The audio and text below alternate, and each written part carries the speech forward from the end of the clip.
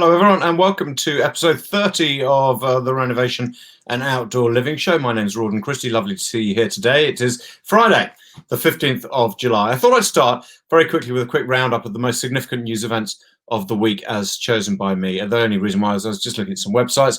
And, of course, COVID dominating internationally. It's also the subject of our top 10 at the end of today's show. Hi, Jane. Nice to see you again. You're always first to say hello. Well, pretty much. So there's a challenge to everyone else. See if you can beat Jane.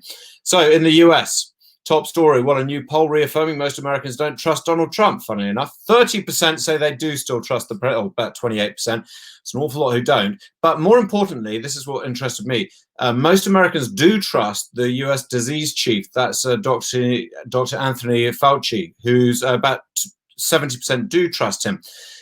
It may be because he's being increasingly targeted by the White House, who are trying to discredit him. That's despite him reporting recently really positive results on a COVID-19 vaccine trial. Talking of vaccine trial, in the UK, the first UK COVID-19 vaccine results are to be published on Monday after, quote, promising reports. So that's all good news. In Australia, COVID going from bad to worse at the moment. Victoria recording its highest daily increase in COVID-19 cases so far. South Australia recording its first case in a few weeks. So roll on that vaccine news if it's going to come to anything. And in New Zealand, COVID-19, well, it's taken a bit of a back seat here, really. All eyes on the upcoming election, of course, which now promises to be a far more interesting affair with Judith Collins at the opposition helm.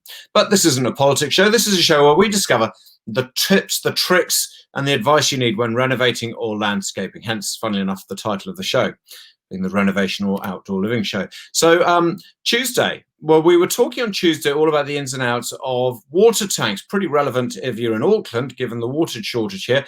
But for everyone, I think it's probably pretty important, the advice we were given. We were talking to Andrew Chin. He's the head of Healthy Water Strategy at Auckland Council, and he was outlining the water situation here in Auckland, in our biggest and surrounding rural areas, and also talk through what we can do regarding collection at home and storage of rainwater, and what the council's doing to make it easier for us to install our own storage tanks. And that's where the advice could be used far and wide. We then spoke to Matthew Jones of Methven.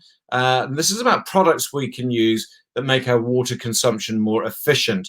Matthew showed us, he explained the difference between mains and low pressure hot water. He showed us a couple of clever shower heads that use far less water, about a quarter of the amount of the water of others, without compromising the showering experience. If you want to catch up on either of those chats, you can go to YouTube and search up the show. In fact, you can search up any of the 29 shows we've done so far. If you go into YouTube, and you can just put in Renovation and Outdoor Living Show, and they'll all pop up.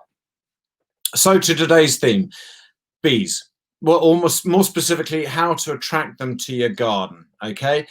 Because I think it's probably well documented we have got a bit of a problem on our hands here. Now, Dr. Angus McPherson is a forestry consultant and farm planting advisor. Over 35 years experience in forestry. He's worked on a wide variety of forestry projects throughout the Asia Pacific region, including forestry and on farms, manuka plantations and bee forage in New Zealand, which is why we're really pleased that we've got Angus with us today. He also works with the New Zealand Trees for Bees Research Trust to assist farmers and beekeepers with installation of high-performance pollen and nectar solutions or sources to promote bee health. Really good to see you, Angus. Thank you so much for giving us some time today. Because you're very welcome, Rawdon. You've got a wealth of experience and knowledge, which we can all actually get something out of, which is why we wanted to talk to you. Because just explain why planting for pollinators is important for us to be aware of if we're planning an outdoor project.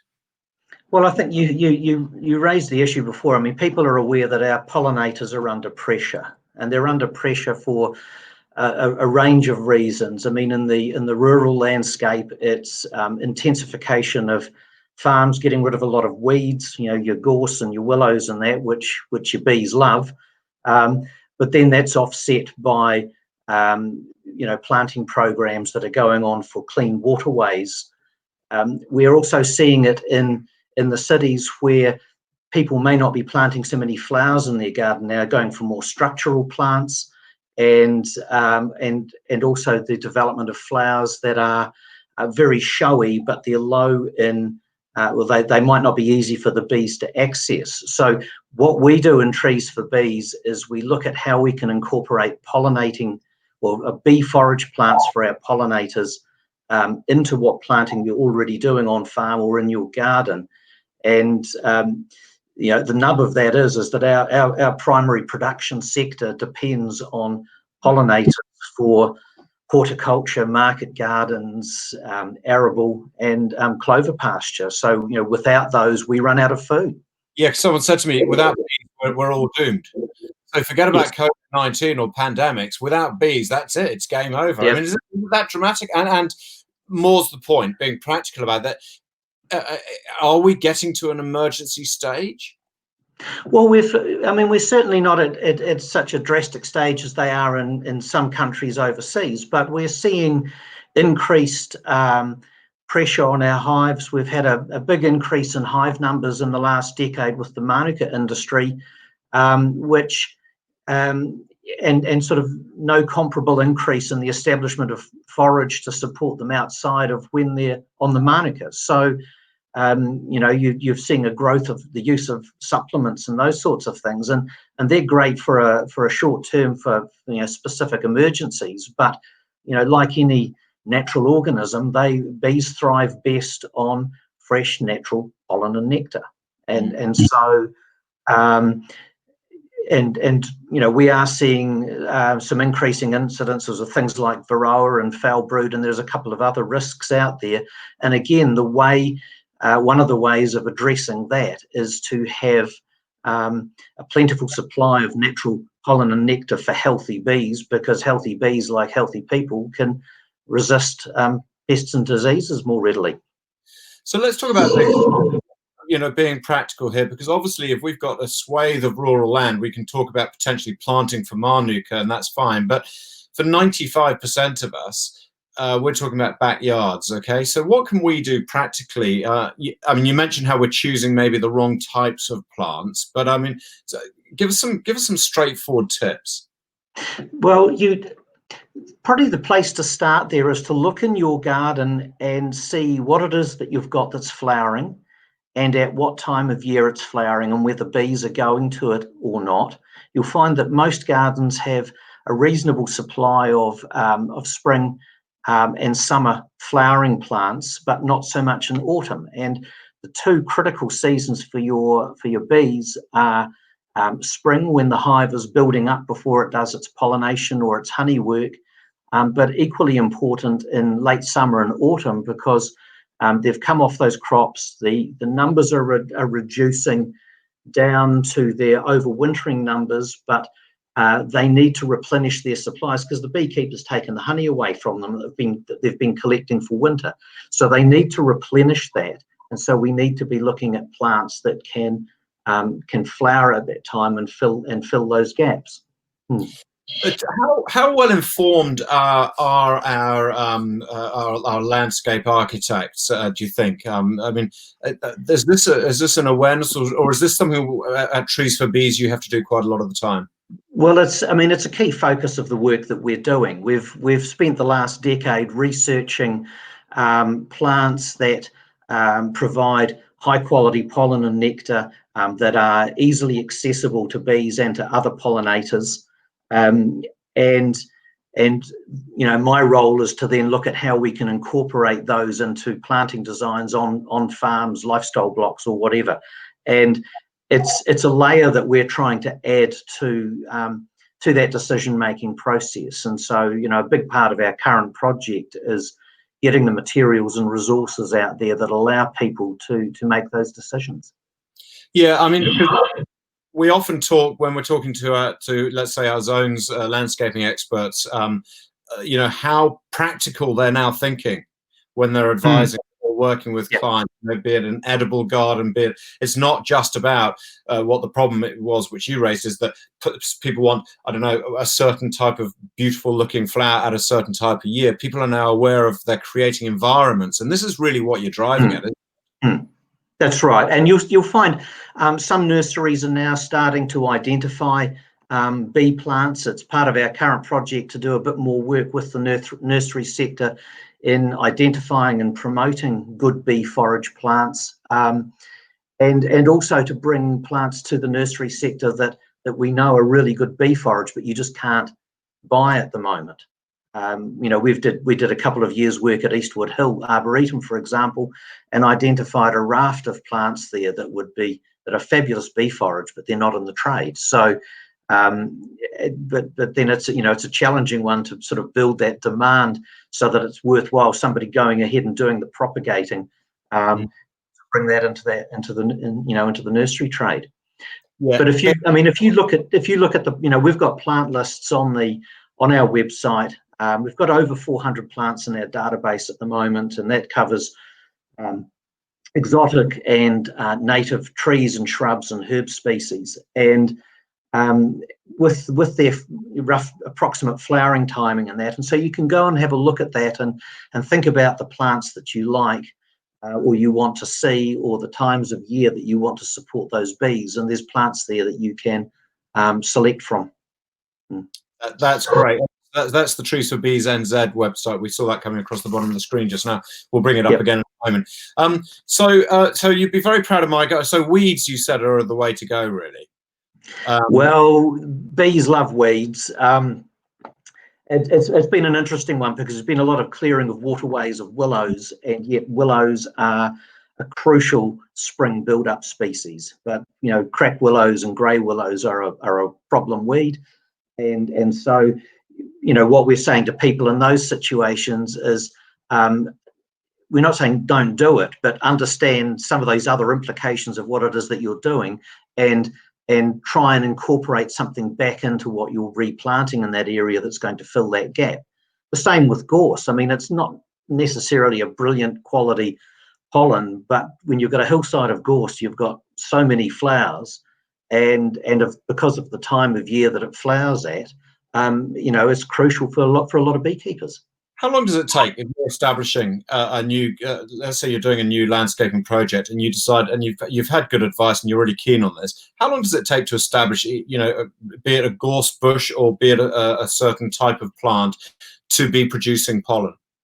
Well, I've been working on a number of projects where we've bought, they probably would have been about maybe PB3, PB5 grade plants, and we were planting in spring, and the plants were in flower, and the bees were landing on the plants as I was putting them in the ground. Wow. So it comes back to the scale of what you're trying to do, the budget that you have, and how quickly you want it. You can buy a large grade ash tree, for $80 to $100.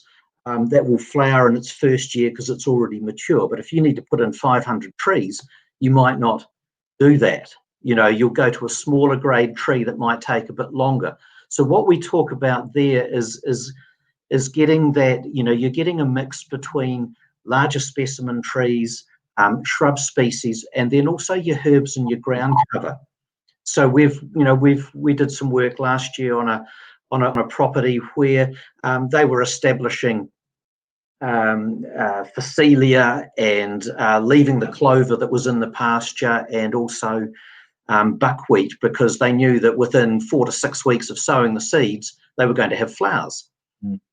And so it's really driven by the need that you have. But a lot of small to medium grade shrubs will be flowering within a year or two. Some of the trees, if you're buying a smaller grade, it might be 3 to 5 years. So recognize that and plant something that flowers at a similar time that's going to support them anyway, that's going to flower earlier and allow you to get the bees onto that as quickly as possible.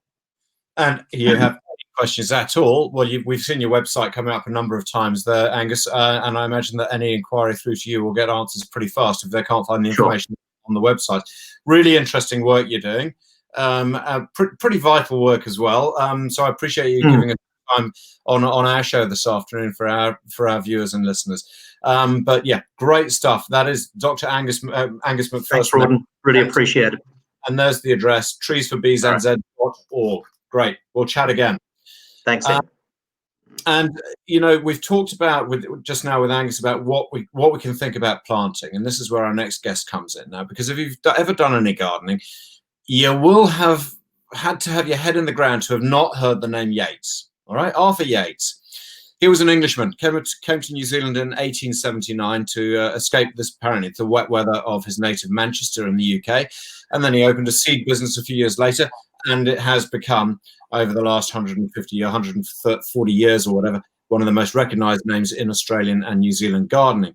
Now, that's obviously not Arthur Yates in the picture here. He can't join us. He died 94 years ago. But Angie Thomas can.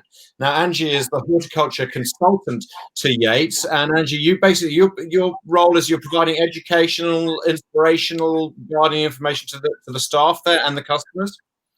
That's right. I'm very lucky. I live and breathe gardening at work, and I love writing about and teaching people how to get involved, or teaching people how to garden better and get more success from their gardens.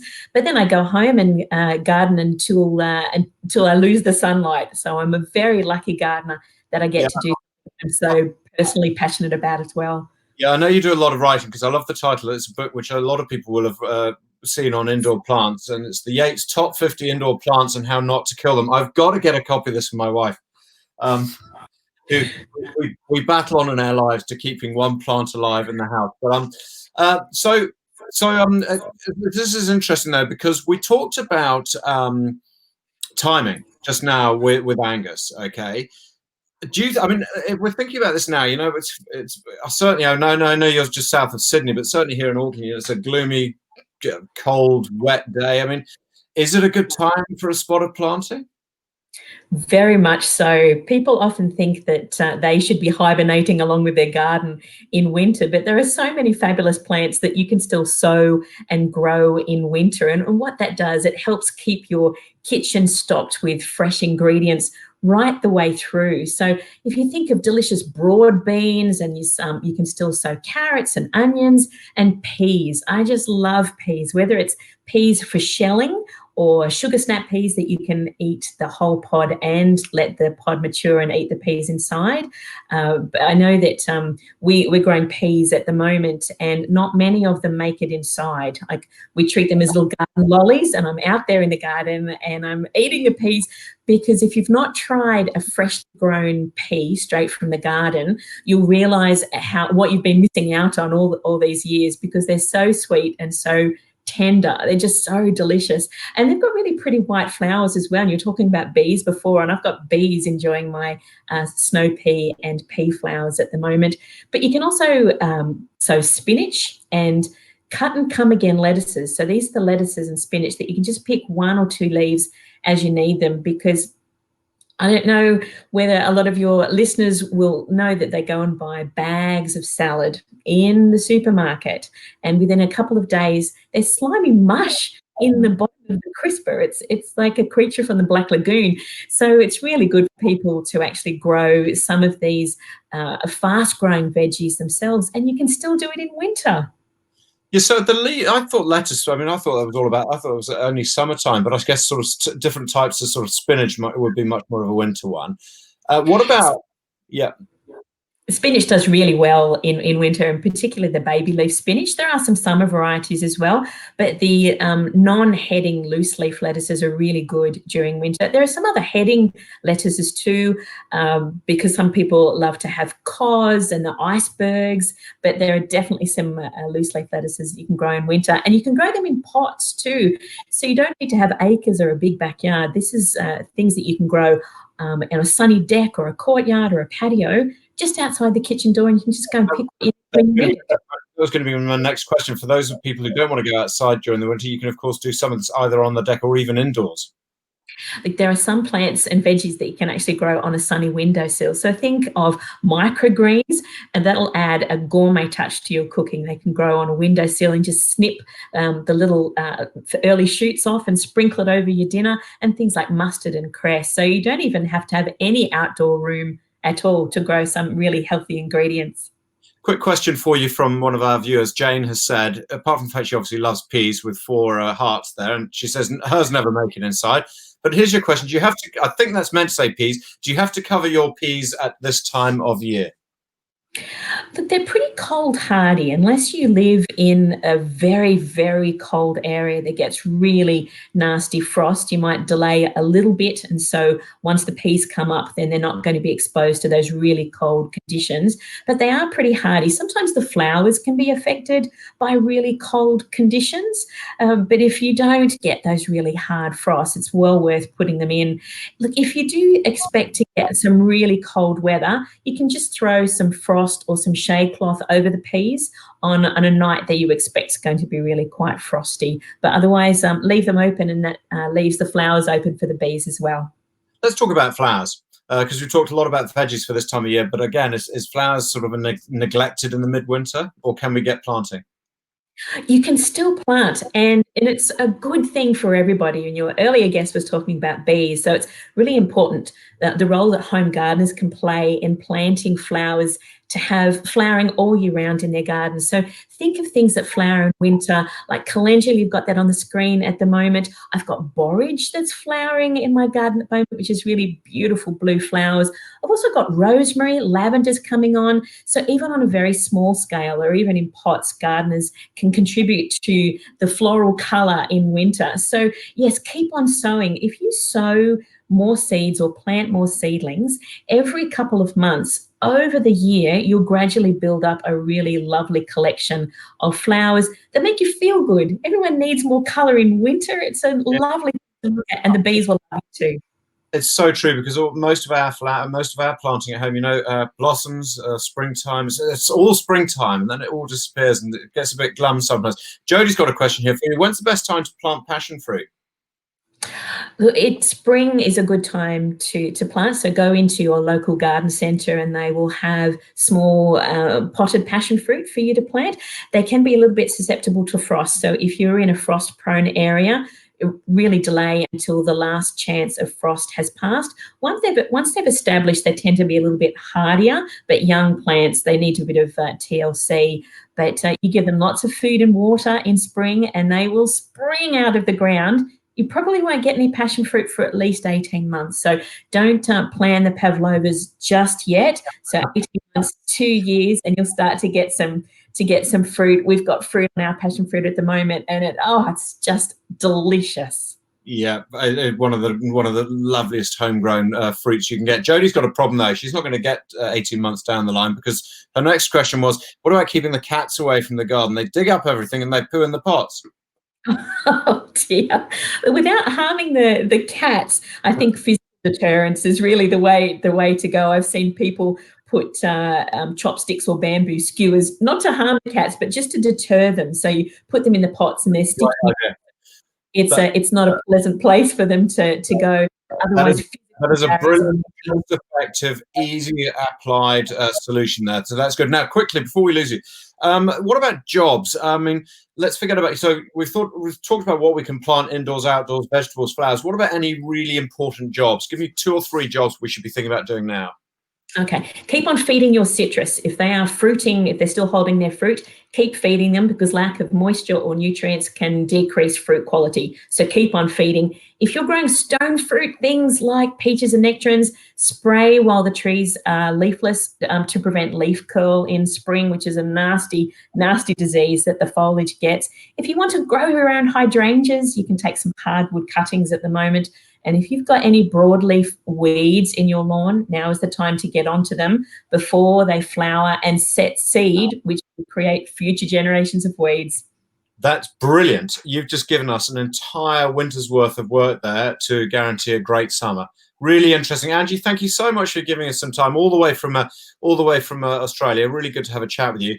And now as I'll say goodbye to you, Angie, because I want to talk about the competition, which you've very kindly given us some prize packs as well. But thanks a lot, Angie. We'll catch up with you 100%. I'd love to talk to you a bit more, because that we skated over so much stuff there. Anyway, Angie's also giving these packs. Angie, we'll speak to you again soon. Now, these are prize packs. We got 5 of them to give away. Each pack comes with a variety of different seeds, perfect for sowing Now, these are designed, I think, to be sewn, here you go, spring prize pack. So from the beginning of August. So you can pretty much get into it almost straight away if you win one of these packs, and this will see you right for your shallots, your lobelia, your radishes, and the rest of it. Oh, snapdragons, I do like those. So to win one of these packs, you've got to like our page and tell us who the founder of Yates is. I did mention his name as I was introducing Angie. So if you can tell us who that was, then we'll put you in the draw to win one of those prize packs. Talking of competitions, a couple of weeks ago, we had a product review on the Nano Leaf canvas. Do you remember this? Frankie told us all about this. It's worth 360 odd dollars rather. And to win, I'm thinking quid because the founder of Yates came from Manchester. So 360 bucks worth. To win this, you had to tell us where you'd put your Nano Leaf and what you'd most like, what feature of it you most like. This was this amazing sort of art installation. Our winner told us, well, he's just finished the lounge. It looked great above the TV. And so therefore, congratulations to Derek. Because Derek Pullum, you have just won the Nano Leaf canvas to put in your newly finished lounge above the TV. You can have a lot of fun playing around with that. It will look absolutely fantastic once you've actually learned all the different features which it can do. So to our top 10 now, and I mentioned a COVID-themed top 10 at the beginning because, well, a new top 10's emerged from this pandemic mayhem. This is the top 10 crazy COVID-19 panic purchases that are not toilet paper. I know we covered off the top 10 grocery demands in New Zealand. This is internationally because we don't really have a problem with it here at the moment, touch wood. So in number 10, for the most crazy COVID-19 panic purchases, elastic. Simple as that. Everyone's making their own masks at home. So elastic is going through the roof. Number 9, baby wipes. The reason why is because the hand sanitizer all ran out. So people just have jumped into the baby wipes. They're hard to get hold of in some places. Number 8, this is an obvious one. Yeast. Yep, this is for all the home baking. That's sort of touching on the grocery theme. Number 7, kitchen scales. So top of the list of home appliances people were after, this was. And there are many of these appliances which have soared in sales. Air fryers, waffle makers, rice cookers, soda streams, vacuum sealers, because people are storing food, but kitchen scales topped it because of all the extra cooking and baking which we're doing. Number 6, talking of storage, portable ice makers. So the top was chest freezers. That's when people thought food was going to run out, so they wanted to store all the food. But now they need the ice for the drinks, particularly in places like the US and the UK, which are going through heat waves, or parts of the US. So portable ice makers have started soaring. Number 5, eyebrow razors. Well, of course, because grooming for Zoom meetings have become big business. Hair clippers, hair dye, they were the big items. Now, razors have replaced the waxing and tweezing services of the beauty parlor. So the eyebrow razors soaring in sales. Number 4, ping pong bats. They have outstripped the demand for the paddling pools, the games of Jenga, and the jigsaw puzzles. We've done all that. Now it's about ping pong, getting a bit of activity in the garden. Number 3, the tailbone relief cushion for those work from home tired backsides. Makes complete sense. To our top 2 crazy COVID-related purchases. Number 2, the sticks, the switches, and the dots, and all these other streaming media players that allow people to binge watch from home. And this is the bizarrest thing. Number 1, the most in-demand product as a result of COVID-19 in the world today is doggy bags. And not the sort for carrying home the leftovers from restaurants, because most people still can't get to restaurants. This was the number 1 COVID purchase. This is as animal lovers realized they would have time for a family pet. So the pet shelters have seen this massive demand for fostering pets. Pet nail clippers are being sold. Flea medicines have gone through the roof. Fur trimmers, soaring sales. But the number 1 crazy COVID purchase of the day has been the doggy bag. How bizarre. Now, a quick word before next week, because we're going to change our time and the structure of the show for next week. We're going to introduce our first 2 Live with Refresh segments. Okay, we're going to do them on Tuesday and Thursday evenings. This is because we can't do the timings as we've been doing. I can't do in the afternoons next week. So we took the opportunity to introduce these Q&As. So Live with Refresh is where we get a Refresh expert in, and we have a Q&A with them live, okay? So we're going to do this Tuesday and Thursday, early evening at 6:30, all right? And we want you to ask the questions, of course. This is your opportunity to ask the experts directly. We've got 2 experts lined up. On Tuesday, we've got Kim Reike, who runs Refresh South Auckland and Eastern Bays, and she's going to be talking everything kitchens. Okay, any questions you have about planning a kitchen, installing a kitchen, renovating a kitchen, what works, what doesn't, what you should be thinking about, whatever it is, then Tuesday's the day which you need to get your questions to us, and then we'll hopefully have more questions where we're live. And then on Thursday, we've got Jim Gleason, who I don't think we've met on the Renovation show yet. Now, he's the Refresh franchise owner at Auckland Central. Now, he's going to be talking everything to do with consents, the dreaded consents, building consents, resource consents, any sort of planning permissions which you need for the projects you're thinking of, both indoor or out. Then we'll be able to talk to Jim on Thursday, okay? So send us your questions now, over the next few days, or while we're live next week. It'd be great to have you on air asking us questions. So kitchens and consents. Kitchens on Tuesday, consents on Thursday. That'll be at 6:30. I'll see you on Tuesday at 6:30. Meanwhile, have a great weekend. Bye-bye.